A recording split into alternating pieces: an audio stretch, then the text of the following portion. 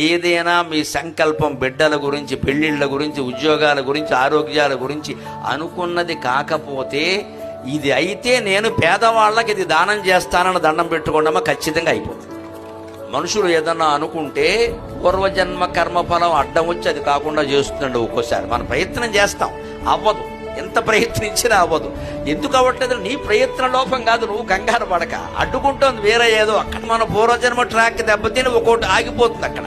అది తప్పిపోయి మనకి ఫలితం కలగాలి అంటే వెంటనే ఇది నాకు తప్పనిసరిగా అవ్వాల్సిన పని, మంచి పని కాబట్టి ఇది అయితే నేను 10,000 రూపాయలు పేదవాడికి దానం ఇస్తా, 10 మందికి పంచెలు చీరలు పెడతా అని దండం పెట్టుకుని పేద వర్గాలకి దానం చేయండి, వెంటనే అది ఫలితం ఇస్తుందమ్మా.